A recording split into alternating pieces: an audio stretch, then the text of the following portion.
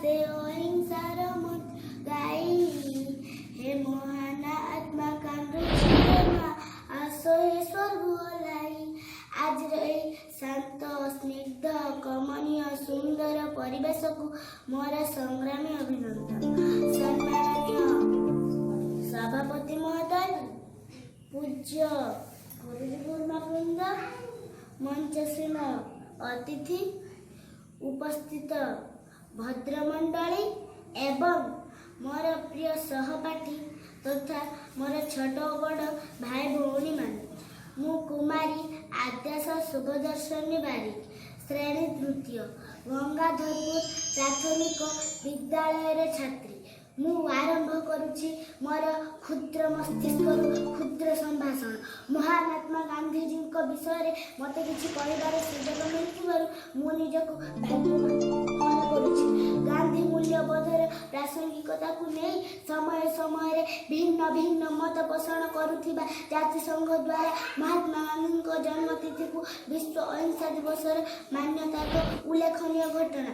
ଜଣେ ଦୁର୍ବଳ ଶରୀରଧାରୀ କୃଷ୍ଣବର୍ଣ୍ଣ ଓ ଅର୍ଦ୍ଧନଗ୍ନ ଏକ ମାନବ ମୃତ୍ୟୁ ପରେ ଯେ ପାଲଟି ଗଲେ ଚେତନା, ସମୟର ପ୍ରଭାବରେ ଯେ ପାଲଟି ଗଲେ ବିଶ୍ୱ ମାନବତାର ମୁକ୍ତି ନିମନ୍ତେ ଏକ ଅପରିହାର୍ଯ୍ୟ ପଥ ପ୍ରଦର୍ଶକ, ଯିଏକି ଦୁଇଟି ଅଦୃଶ୍ୟ ଅସ୍ତ୍ର ଧରି ବ୍ରିଟିଶ ଶାସକର ମସ୍ତିଷ୍କରୁ ମୁକୁଟ ଖସାଇବାରେ ସକ୍ଷମ ହୋଇଥିଲେ।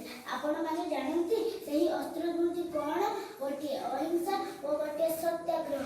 ଏଭଳି ଯୁଗ ପୁରୁଷଙ୍କ ପରିଚୟ ଦେବା ମୋ ପାଇଁ କଠିନ ବିଷୟ, ତଥାପି ପ୍ରଦାନ କରିଛି। ଅକ୍ଟୋବର 2 ପାଳିତ ଦେଶରେ ଜୟନ୍ତୀ ଗାନ୍ଧୀ ମହାତ୍ମା ଗୁଜୁରାଟ ରାଜ୍ୟ ପୋରବନ୍ଦରଠି ଜନ୍ମିଥିଲେ ଜଗଜନ୍ମା।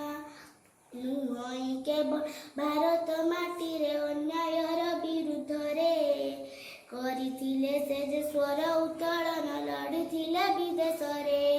ସେ 1888ଠୁ ଯେ ବିଦେଶ ଗସ୍ତଟି କରି 1915 ବେଳକୁ ଫେରେ ଅନୁଭୂତି ଧରି।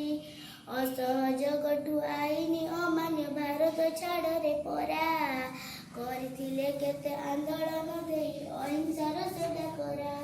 ଶାନ୍ତିପ୍ରିୟ ନେତା ଅହିଂସାର ଅସ୍ତ୍ର ଭାଙ୍ଗିଲେ ଇଂରେଜ ବଳ, ଏ ଦେଶ ଛାଡ଼ି ନ ବାହୁଡ଼ିଲେ ସେ ଫିରିଙ୍ଗି ବେପାରୀ ଦଳ।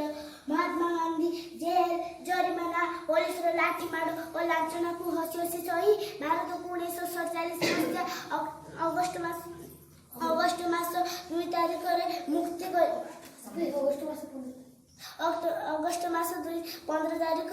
ମୁକ୍ତି କରିପାରିଥିଲେ। ଆଉ ତାଙ୍କ ମହାନ କାର୍ଯ୍ୟ ପାଇଁ ପୃଥିବୀ ସାରା ଲୋକ ତାଙ୍କୁ ପ୍ରଶଂସା କରନ୍ତି।